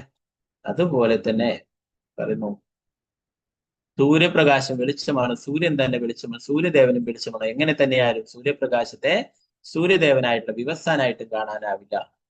ഒരേ സമയം ഭിന്നവും അഭിന്നവും എന്നതിന്റെ പൊരുൾ ഇതാണ്. സൂര്യപ്രകാശമുണ്ട് അല്ലെ? പിന്നീട് അതിനായിട്ട് സൂര്യഗോളമുണ്ട് അല്ലെ? അതും കഴിഞ്ഞിട്ട് സൂര്യനുണ്ട്, സൂര്യദേവനുണ്ട്. എന്നാൽ നമുക്ക് കിട്ടുന്ന സൂര്യപ്രകാശം വിവസ്വാനാണ്, സൂര്യദേവനാണ് എന്ന് പറയുന്നത്. എന്നാൽ അതിന്റെ ഭാഗമാണ് അല്ലെ? ഇതാണ് അചിന്ത്യഭേദ അഭേദ തത്വം എന്ന് പറയുന്നത്. ഒരേ സമയം ഭിന്നവുമാണ്, എന്നാൽ അഭിന്നവുമാണ്. എല്ലാ ഗ്രഹങ്ങളും സ്ഥിതി ചെയ്യുന്ന സൂര്യന്റെ താപം മൂലം അവയുടെ ഭ്രമണപഥങ്ങൾ ചുറ്റിക്കിറങ്ങും. ഓരോ ഗ്രഹത്തിലും വൃക്ഷങ്ങളും ചെടികളും വളരുന്നത് നിറഭേദങ്ങൾ സംഭവിക്കുന്നു സൂര്യപ്രകാശത്തിലാണ്. സൂര്യന്റെ കിരണങ്ങളാൽ സൂര്യപ്രകാശം സൂര്യനിൽ നിന്നും ഭിന്നമല്ല. അതുപോലെ സൂര്യപ്രകാശത്തിൽ സ്ഥിതി ചെയ്യുന്ന എല്ലാ ഗ്രഹങ്ങളും സൂര്യൻ ഭിന്നമല്ല. എല്ലാം ഉത്പാദിപ്പിക്കുന്ന സൂര്യൻ, എല്ലാറ്റിനും കാരണം സൂര്യൻ, ഫലങ്ങളിൽ അന്തർലീനമായിട്ടുള്ള സൂര്യൻ. അങ്ങനെ സമഗ്ര ഭൗതിക ലോകം സമ്പൂർണ്ണമായി സൂര്യനെ ആശ്രയിക്കും. എന്നാൽ ഈ സൂര്യനെ പ്രകാശവും ചൂടുമൊക്കെ നൽകുന്നത് ആരാണ്? ഭഗവാൻ തന്നെ അല്ലെ? അതുപോലെ എല്ലാ കാരണങ്ങൾക്കും കാരണം കൃഷ്ണനാണ്. ഫലങ്ങൾ ഊറി വരുന്നത് മൂലകാരണത്തിൽ നിന്നും സമഗ്ര ലൗകിക പ്രപഞ്ചവും പരമോന്നതനായ ഭഗവാന്റെ വികസിച്ച ശക്തിയാണെന്ന് മനസ്സിലാക്കണം. ഒരുവൻ ഉറങ്ങുമ്പോൾ ഇന്ദ്രിയങ്ങൾ നിഷ്ക്രിയങ്ങളായിരിക്കും. ഇതിനർത്ഥം ഇന്ദ്രിയങ്ങളുടെ സാന്നിധ്യം ഇല്ലെന്നല്ല. അവൻ ഉണരുമ്പോൾ ഇന്ദ്രിയങ്ങൾ വീണ്ടും പ്രവർത്തന നിരതങ്ങളാകുന്നു. അതുപോലെ ഭൗതിക സൃഷ്ടി ചിലപ്പോൾ പ്രത്യക്ഷവും ചിലപ്പോൾ അപ്രത്യക്ഷവുമായിരിക്കും. ഭഗവത്ഗീതയിൽ പ്രസ്താവിച്ചിട്ടുള്ളത് പോലെ ഭൂത്വാ ഭൂത്വാ പ്രളീയതയും. ഭൗതിക സൃഷ്ടി പ്രളയത്തിൽ അലിയുമ്പോൾ അതൊരു തരം നിദ്രാവസ്ഥയിലായിരിക്കും. നിഷ്ക്രിയാവസ്ഥയിൽ ഭൗതിക സൃഷ്ടി ക്രിയാത്മകമായാലും നിഷ്ക്രിയമായാലും പരമോന്നതനായ ഭഗവാന്റെ ശക്തിക്ക് എപ്പോഴും അസ്തിത്വം ഉണ്ടായിരിക്കും. അപ്രകാരം പ്രത്യക്ഷം അപ്രത്യക്ഷം എന്നീ വാക്കുകൾ പ്രയോഗക്ഷമമാകുന്നത് ഭൗതിക പ്രപഞ്ചത്തിന് മാത്രമാണ്.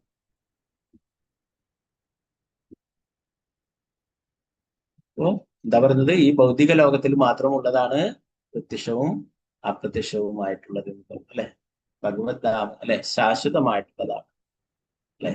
ഇതാണ് അശാശ്വതമായിട്ടുള്ളത് ഈ ഭൗതിക ലോകം.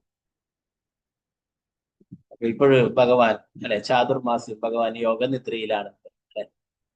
പല ആൾക്കാരും എന്താ പറയാ പല മംഗളകരമായിട്ടുള്ള കർമ്മങ്ങളൊന്നും ചെയ്യില്ല, കാര്യങ്ങളൊന്നും ഈ ഒരു 4 മാസ കാലയളവിൽ ചെയ്യില്ല. പല എടുത്തും ക്ഷേത്രങ്ങളിലായാലും അതിന്റെ പ്രതിഷ്ഠയും മറ്റുള്ള കാര്യങ്ങളൊന്നും അങ്ങനെയുള്ള ചാതുർമാസം ചെയ്യില്ല എന്ന് പറയും. എന്താണ് അവർ വിശ്വസിക്കുന്നത്? ഭഗവാൻ യോഗനിദ്രയിലാണ്, ഭഗവാൻ ഉറങ്ങുകയാണ്. എന്നാൽ ഭഗവാൻ ഉറങ്ങുകയാണെങ്കിൽ എല്ലാ കാര്യങ്ങളും അതേപോലെ നടക്കുന്നുണ്ട് അല്ലെ. അതാണ് ലക്ഷ്മി ദേവി പോലും ആശ്ചര്യപ്പെടുകയുണ്ടായത്. അങ്ങ് യോഗനിദ്രയിലാണ്, എല്ലാ കാര്യങ്ങളും പഴയ പോലെ അതേപടി എല്ലാം നടക്കുന്നുണ്ട്. ഓക്കെ, ഹരേ കൃഷ്ണ. ബാക്കി ഭാഗങ്ങൾ നമുക്ക് നാളത്തെ ക്ലാസ്സിൽ നോക്കാം.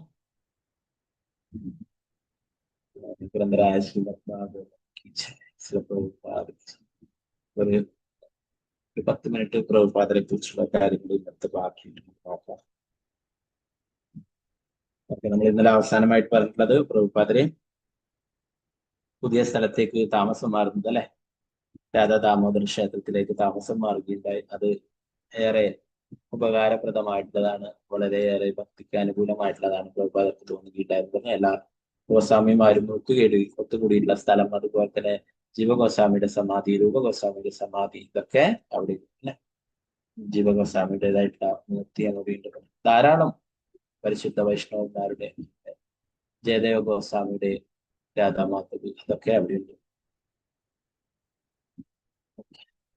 രാധാ ദാമോദര ക്ഷേത്രത്തിലെ പുതിയ താമസ സ്ഥലത്ത് ഭക്തിവേദാന്ത സ്വാമി സ്വയം ഭക്ഷണം പാകം ചെയ്യാൻ ആരംഭിച്ചു.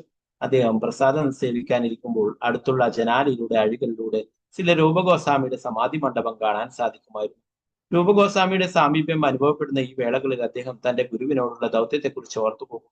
ഭക്തിവേദാന്ത സ്വാമിയുടെ ആത്മീയ ഗുരുവും ആ പരമ്പരയിൽ വരുന്ന മറ്റുള്ള ആചാര്യന്മാരും കൃഷ്ണാനുഭവത്തിന്റെ ജ്ഞാനം ലോകത്തിന്റെ എല്ലാ കോണുകളിലും എത്തിക്കണമെന്ന ആഗ്രഹമുള്ളവരായിരുന്നു. ശ്രീ രൂപഗോസ്വാമിയുടെ സമാധി കുടീരത്തിന് മുന്നിൽ ഇരിക്കവേ ഭക്തിവേദാന്ത സ്വാമി ദിനം തോറും പ്രചോദനം ഉൾക്കൊണ്ടുപോന്നു. അദ്ദേഹം പൂർവ്വ ആചാര്യന്മാരോട് മാർഗനിർദ്ദേശത്തിനായി കേണ അപേക്ഷിക്കുമായിരുന്നു.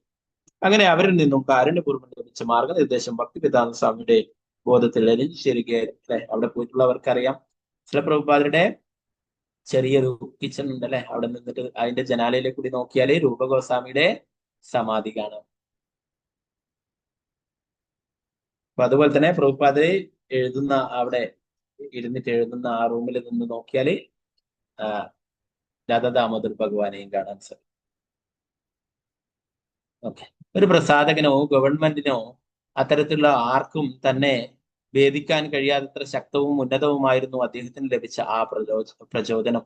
അദ്ദേഹം പാശ്ചാത്യ ദേശത്തേക്ക് പോകണമെന്നത് ചില രൂപഗോസ്വാമിയുടെ ആഗ്രഹമായിരുന്നു, ചില ഭക്തി സിദ്ധാന്ത സരസ്വതിയുടെയും ആഗ്രഹമായിരുന്നു.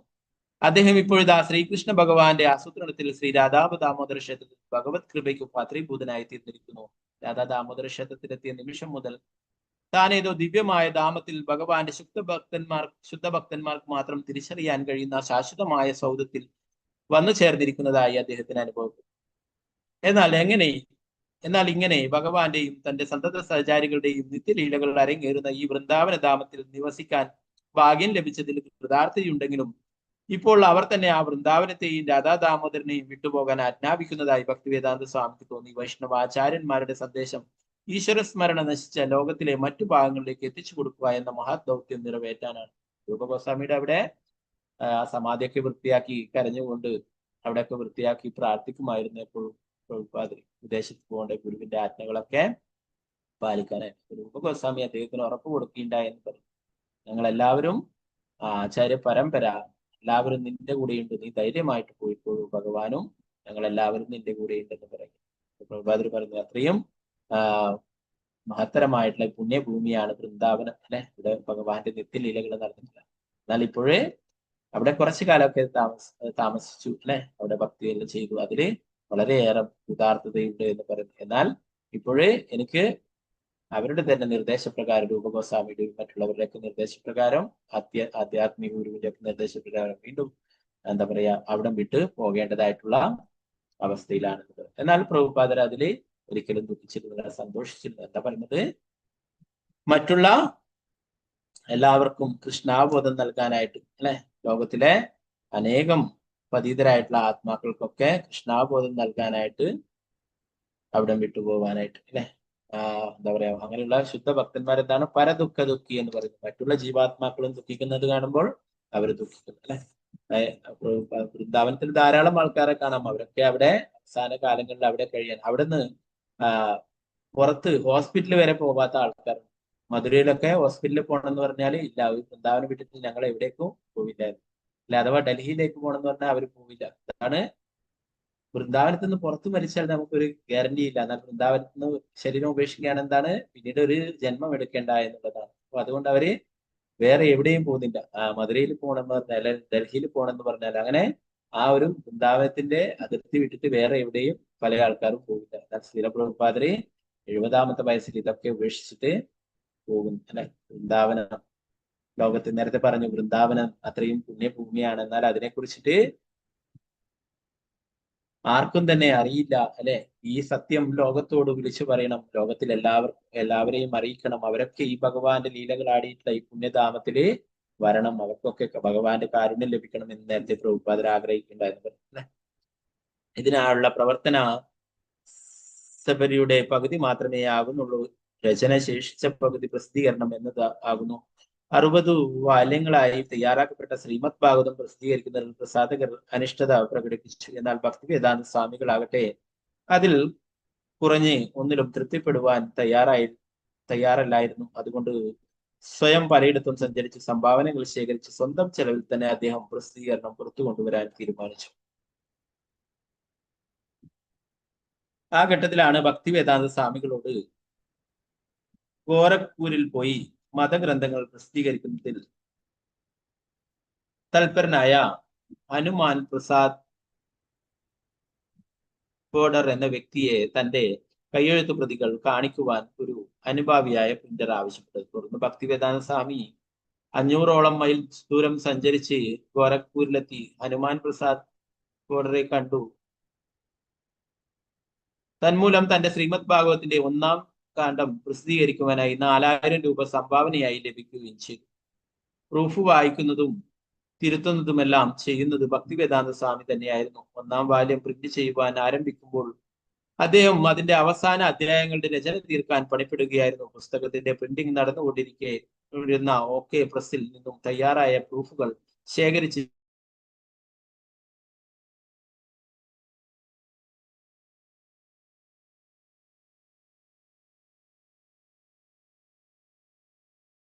ചിപ്പിപാടിയുള്ള സ്വന്തം 1950 സ്വാമിയുടെ ജീവിതചര്യയായി തന്റെ അയൽപക്കങ്ങൾ ഒരു കൂട്ടം വ്യാപാര സ്ഥാപനങ്ങളുടെയും കുടികിടപ്പുകാരുടെയും സമ്മിശ്രമായ ഒന്നായിരുന്നു. കൂടാതെ ആ അപകടം പിടിച്ച തെരുവിൽ കുട്ടികളുടെ കളികളും ഈ കോലാഹലത്തിനു നടുവിലൂടെ ഭക്തിവേദാന്ത സ്വാമിയുടെ ശാന്തമെങ്കിലും ആത്മവിശ്വാസം നിറഞ്ഞ രൂപം ശ്രദ്ധയോടെ നടന്നു നീങ്ങും.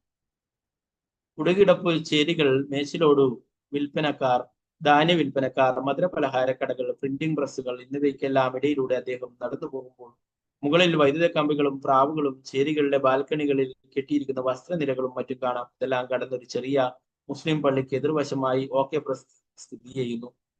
പുരോഗമിച്ചു കൊണ്ടിരിക്കുന്ന തന്റെ പ്രസിദ്ധീകരണത്തെക്കുറിച്ചുള്ള ആശങ്കയോടെ അദ്ദേഹം അവിടെ എത്തിച്ചു. അപ്പോൾ മുമ്പ് ലഭിച്ച പ്രൂഫുകളുടെ തിരുത്തിയ പ്രതികളും അദ്ദേഹം പ്രസ്സിനെ ഏൽപ്പിച്ചു. പ്രിന്റിംഗ് തീർന്ന ശേഷം ഭക്തി വേദാന്ത സ്വാമി പുസ്തകങ്ങൾ വിൽക്കാനായി പുറത്തു പോകും. തന്റെ ഭഗവത് ദർശനം പത്രപംക്തി വിതരണം ചെയ്യാൻ പോകുന്ന അതേ ശൈലി അദ്ദേഹം കൈക്കൊള്ളുമായിരുന്നു. ഉടൻ തന്നെ തന്റെ രചനയ്ക്ക് ഹനുമാൻ പ്രസാദ് ബോർഡറിൽ നിന്നും പ്രശസ്ത ഹിന്ദുമത വ്യാഖ്യാതാവായ ഡോക്ടർ രാധാകൃഷ്ണനിൽ നിന്നും പ്രചോദനാത്മകമായ നിരൂപണങ്ങൾ ലഭിച്ചു. അടയാർ ലൈബ്രറി ബുള്ളറ്റിൻ എന്ന് പ്രശസ്തി ആർജിച്ച പത്രത്തിൽ പ്രസ്തുത ഭാഗവത പരിഭാഷയെക്കുറിച്ച് വിശദമായ ഒരു നിരൂപണം തന്നെ പുറത്തു വന്നു. ആ നിരൂപണത്തിൽ ഭക്തി വേദാന്ത സ്വാമിയുടെ വിപുലവും അഗാധവുമായ അറിവിനെ പറ്റി പ്രത്യേകം പരാമർശിക്കപ്പെട്ടു. അദ്ദേഹത്തിന്റെ ആത്മീയ സഹോദരരായ പല പണ്ഡിതരും അഭിനന്ദനങ്ങൾ എഴുതി പ്രസിദ്ധീകരിച്ചു. ഇതിനകം തന്നെ ലൈബ്രറി ഓഫ് കോൺഗ്രസ് മുഖേന അമേരിക്കൻ ഐക്യനാടുകൾ വിതരണം ചെയ്യുന്നതിനായി US സ്ഥാനപതി കാര്യാലയത്തിൽ നിന്നും ഭാഗവത പരിഭാഷയുടെ 18 കോപ്പികൾക്ക് ഓർഡർ വരികയും ചെയ്തു. അങ്ങനെ പെട്ടെന്ന് തന്നെ പല സ്ഥാപനങ്ങളിലും പുസ്തകത്തിന്റെ കോപ്പികൾ വിൽക്കാൻ സാധിച്ചെങ്കിലും കാലക്രമേണ കാര്യങ്ങൾ വീണ്ടും മന്ദഗതിയിലായി. ഒരേ ഒരു ഏജന്റ് എന്ന നിലയിൽ ഭക്തിവേദാന്ത സ്വാമിക്ക് ഓരോ ദിവസവും കുറച്ച് പുസ്തകങ്ങൾ മാത്രം വിറ്റ് കിട്ടാനായി മണിക്കൂറുകൾ ചെലവഴിക്കേണ്ടതായി വന്നു. വിൽപ്പനയോടൊപ്പം അടുത്ത ബാല്യത്തിനായുള്ള ധനശേഖരണവും ഇദ്ദേഹത്തിന്റെ ഉത്തരവാദിത്തത്തിൽ ഉൾപ്പെട്ടു. ഇതിനിടയിലും അദ്ദേഹം തന്റെ വിവർത്തനവും പരിഭാഷയും തുറന്നുകൊണ്ടേയിരുന്നു. എന്നാൽ അപ്പോഴത്തെ സ്ഥിതിയിൽ അത്രയും മന്ദഗതിയിലാണ് കാര്യങ്ങൾ മുന്നോട്ട് പോയിരുന്നെങ്കിൽ അദ്ദേഹത്തിന്റെ ജീവിതകാലം കൊണ്ട് ഈ സംരംഭം തീർക്കാൻ സാധ്യമല്ലായിരുന്നു. ഭക്തിവേദാന്ത സ്വാമി തന്റെ പുസ്തകത്തിന്റെ കോപ്പികൾ പ്രധാനപ്പെട്ട രാഷ്ട്രീയ നേതാക്കന്മാർക്ക് അയച്ചു കൊടുത്തു. ഉത്തർപ്രദേശ് ഗവർണർ ശ്രീ വിശ്വനാഥ് ദാസ്, ഇന്ത്യയുടെ vice president doctor Zakir Hussain എന്നിവരിൽ നിന്നെല്ലാം അനുമോദനാർഹമായ അഭിപ്രായങ്ങൾ ലഭിച്ചു. അദ്ദേഹത്തിന് ഡോക്ടർ ഹുസൈനിൽ നിന്നോ വ്യക്തിഗതമായ ഒരു അഭിമുഖത്തിനും ക്ഷണം ലഭിച്ചു.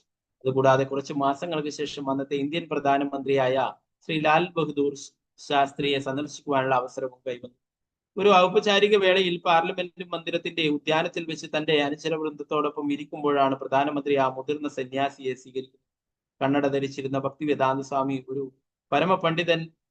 പണ്ഡിതന്റെ പ്രതീതി ഉളവാക്കിയതായി തോന്നി. അദ്ദേഹം മുന്നോട്ട് നടന്ന് പ്രധാനമന്ത്രിയോട് സ്വയം പരിചയപ്പെടുത്തി. മാത്രമല്ല തന്റെ ഗ്രന്ഥമായ ശ്രീമദ് ഭാഗവത്തെ കുറിച്ച് പറയുകയും ചെയ്തു. ആ പുണ്യഗ്രന്ഥത്തെ മുൻനിർത്തി 1-ാം സ്കന്ധം ശ്രീമദ് ഭാഗവതം സ്വീകരിച്ചുകൊണ്ട് കൃതാർത്ഥനായി അതിൽ നോക്കി നിന്ന പ്രധാനമന്ത്രിയെയും അതിന്റെ രചയിതാവായ ഭക്തിവേദാന്ത സ്വാമിയെയും ഫോട്ടോഗ്രാഫർ ചിത്രത്തിൽ പകർത്തി. അടുത്ത ദിവസം തന്നെ ഭക്തിവേദാന്ത സ്വാമി പ്രധാനമന്ത്രിക്ക് ഒരു കത്തെഴുതി. വളരെ പെട്ടെന്ന് തന്നെ പ്രധാനമന്ത്രിയിൽ നിന്നും സ്വന്തം കൈപ്പടിയിൽ ഒപ്പിടപ്പെട്ട ഒരു മറുപടിയും അദ്ദേഹത്തിന് ലഭിച്ചു. പ്രിയപ്പെട്ട സ്വാമിജി, താങ്കളുടെ കത്തിന് വളരെയധികം നന്ദി. ശ്രീമദ് ഭാഗവതത്തിന്റെ കോപ്പി സമ്മാനിച്ചതിന് ഞാൻ അങ്ങയോട് അളവറ്റ കൃതജ്ഞത രേഖപ്പെടുന്നു. നിങ്ങൾ എത്രമാത്രം മഹത്തായ ദൗത്യമാണ് നിറവേറ്റിക്കൊണ്ടിരിക്കുന്നത് എനിക്ക് മനസ്സിലാകുന്നു. ഈ രാജ്യത്തെ എല്ലാ സർക്കാർ ലൈബ്രറികളിലും ഈ ഗ്രന്ഥത്തിന്റെ ഒരു കോപ്പി ഉണ്ടായിരുന്നാൽ നന്നായിരിക്കും.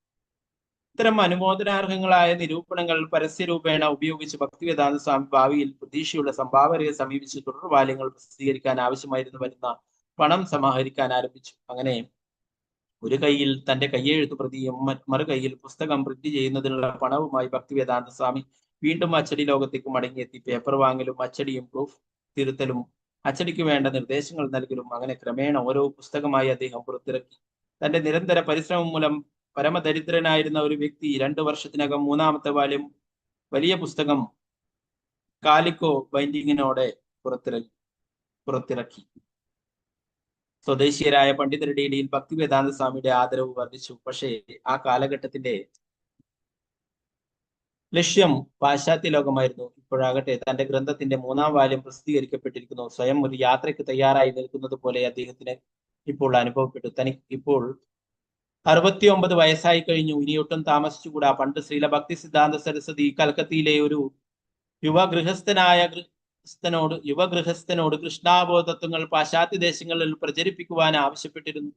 ആ സംഭവം കഴിഞ്ഞ് ഇപ്പോൾ വർഷം 40 കഴിഞ്ഞിരിക്കുന്നു. അഭയചരൺ എന്ന ആ യുവാവ് ആദ്യം ഇതൊരു അസാധ്യമായ കാര്യമാണെന്ന് നിശ്ചയിച്ചിരുന്നു.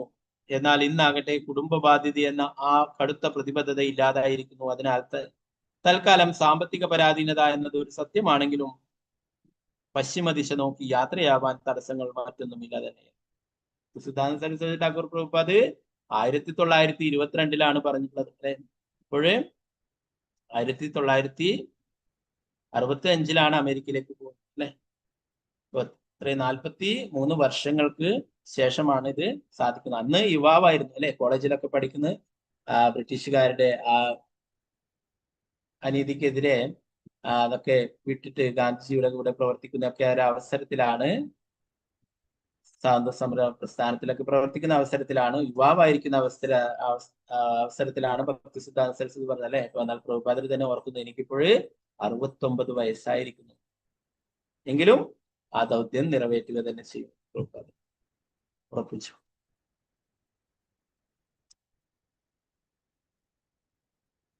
ഇപ്പോഴ് യാതൊന്നും തന്നെ ഇല്ല അല്ലെ, കുടുംബമൊക്കെ വിട്ടു, വേറെ യാതൊരു പ്രശ്നമില്ല. എന്നാൽ ചെറിയ പണത്തിന്റെ ലഭ്യത മാത്രമാണ് പ്രശ്നം. സാമ്പത്തിക പരാധീന സത്യമാണ്, വേറൊരു തടസ്സമില്ല. കാലക്രമേണ മറ്റു പല വിഘ്നങ്ങളും ഒഴിഞ്ഞു പോകുന്നതായി കാണപ്പെട്ടു. പിന്നീട് യാത്രാക്കൂലിയും വിദേശയാത്രയ്ക്കുള്ള ചില സർക്കാർ നിരോധന ക്രമങ്ങളും മാത്രം പ്രശ്നങ്ങളായി അവശേഷിച്ചു. എന്നാൽ 1965 ഈ ശേഷിക്കുന്ന വിഘ്നങ്ങൾ അത്ഭുതകരമാവണ്ണം ഓരോന്നായി പിന്മാറുകയായിരുന്നു. ഭക്തിവേദാന്ത സ്വാമി വൃന്ദാവനത്തിൽ വെച്ച് മധുര സ്വദേശിയായ ശ്രീ അഗർവാൾ എന്ന വ്യാപാരിയുമായി പരിചയപ്പെടാൻ ഇടയായി. മറ്റുള്ളവരോടെന്ന പോലെ അദ്ദേഹത്തോടും പാശ്ചാത്യ നാടുകളിലേക്ക് പോകുന്നതിനുള്ള തന്റെ ആഗ്രഹം തദവസരത്തിൽ ഭക്തിവേദാന്ത സ്വാമി സൂചിപ്പിക്കുകയുണ്ടായി. തന്നെ പരിചയപ്പെട്ട ഏതാനും നിമിഷങ്ങൾക്കുള്ളിൽ തന്നെ അമേരിക്കയിൽ സ്വാമിജിക്ക് ഒരു സ്പോൺസറെ കണ്ടുപിടിച്ചു കൊടുക്കുവാൻ താൻ സന്നദ്ധനാണെന്ന് ശ്രീ അഗർവാൾ സ്വാമിയോട് പറഞ്ഞു.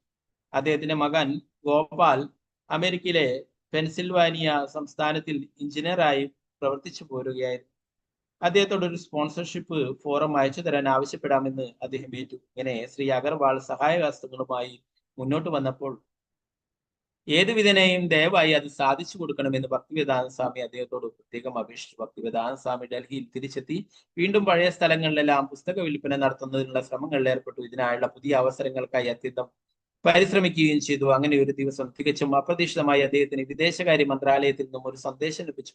തനിക്ക് വിദേശത്തിലേക്ക് US പോകുന്നതിനുള്ള NOC തയ്യാറായി കഴിഞ്ഞു എന്നതായിരുന്നു സന്ദേശത്തിന്റെ ഉള്ളടക്കം. എന്താണ് ഇങ്ങനെ സംഭവിച്ചതെന്ന് സ്വാമിജിക്ക് വ്യക്തമായില്ല. അദ്ദേഹം കാര്യാലയത്തിൽ ചെന്ന് തിരക്കിയപ്പോഴാണ് കാര്യം അറിയുന്നത്. പെൻസിൽവാനിയയിൽ ബട്ട്ലറിലുള്ള മിസ്റ്റർ ഗോപാൽ അഗർവാൾ എന്ന വ്യക്തി ഭക്തിവേദാന്ത സ്വാമിക്ക് അമേരിക്കയിലെ താമസവേളയിൽ വേണ്ടി വന്നേക്കാവുന്ന ചെലവുകൾ നിർവഹിക്കുവാൻ തയ്യാറാണെന്ന് സാക്ഷ്യപ്പെടുത്തുന്ന പ്രതിജ്ഞാപത്രത്തിൽ ഒപ്പുവെച്ചിരിക്കുന്നു. ഭക്തിവേദാന്ത സ്വാമിക്ക് ഇപ്പോഴൊരു സ്പോൺസർ ഉണ്ട്. എന്നാൽ അദ്ദേഹത്തിന് പാസ്പോർട്ട്, ഫീ ഫോറം, യാത്രാ ചെലവ് എന്നിവ ലഭിക്കാനുണ്ട്. പാസ്പോർട്ട് ഉടൻ തന്നെ ലഭിക്കുകയായിരുന്നു. അങ്ങനെ പാസ്പോർട്ടും സ്പോൺസർഷിപ്പ് പേപ്പറും കൈവശം വെച്ച് ഭക്തിവേദാന്ത സ്വാമി ബോംബെക്ക് യാത്ര തിരിച്ചു. പുസ്തകം വിൽക്കാനോ പ്രിന്റിങ്ങിനായി ധനം ശേഖരിക്കാനോ വേണ്ടിയല്ല, മറിച്ച് അമേരിക്കയിലേക്ക് എത്തിച്ചേരാൻ സഹായഹസ്തം നേടുക എന്നതായിരുന്നു. തന്റെ ശ്രീമദ് ഭാഗവതത്തിന്റെ 2ാം വാല്യത്തിന്റെ പ്രസിദ്ധീകരണത്തിനായി ഒരു വലിയ തുക സംഭാവന ചെയ്ത സിന്ധ്യ സ്റ്റീംഷിപ്പ് ലൈൻസിന്റെ മേധാവിയായ ശ്രീമതി സുമതി മൊറാർജിയോട് സംഗതികൾ അവതരിപ്പിക്കാമെന്ന് അവരുടെ സെക്രട്ടറിയായ ചോക്സി സമ്മതിച്ചു.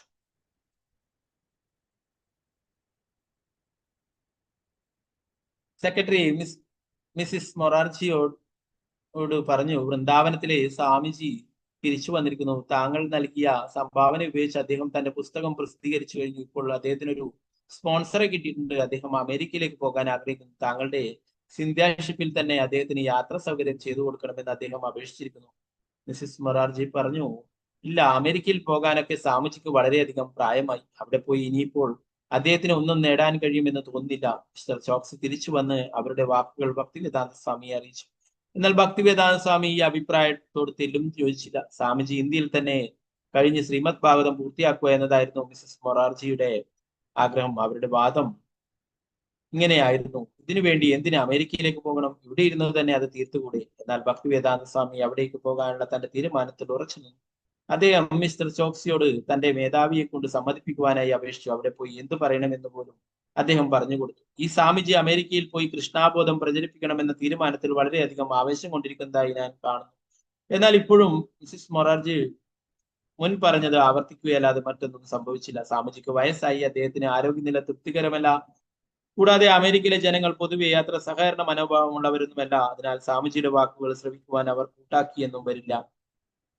മിസ്റ്റർ ചോക്സിയോട് 2ാം പ്രാവശ്യവും കാര്യം സാധിക്കാനായില്ലെന്ന് കണ്ടപ്പോൾ ഭക്തിവേദാന്ത സ്വാമി നേരിട്ടൊരു കൂടിക്കാഴ്ചക്കായി അഭ്യർത്ഥിച്ചു. അത് അനുവദിക്കപ്പെട്ടപ്പോൾ ആ നരബാധിതനായ എന്നാൽ ദൃഢനിശ്ചയിതനായി കാണപ്പെട്ട സ്വാമി തന്റെ ശക്തമായ സ്വരത്തിൽ അപേക്ഷ മുന്നോട്ട് വെച്ചു. ദയവായി എനിക്കൊരു ടിക്കറ്റ് തരുമോ?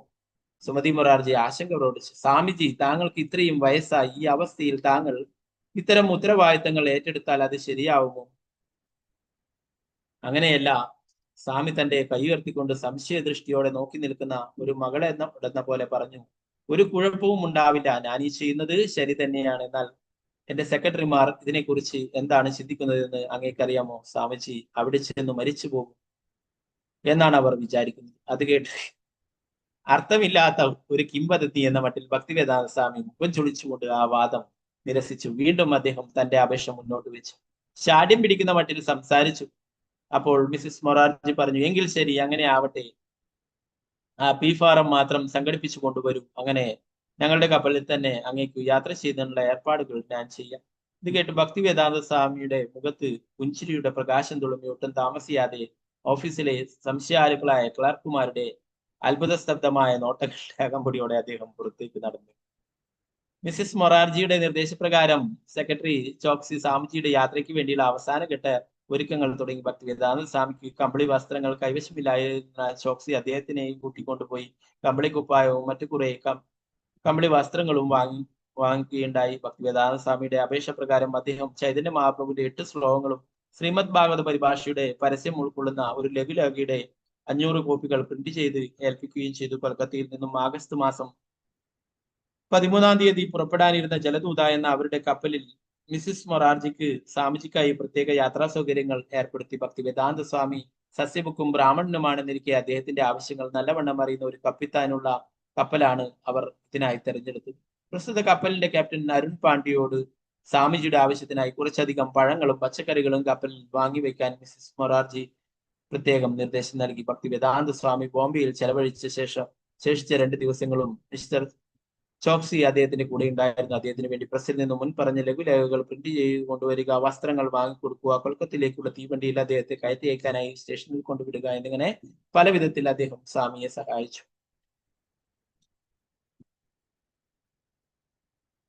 ഓക്കെ, ഈ ഒരു പാരഗ്രാഫ് കൂടി വായിച്ചിട്ടുണ്ട്.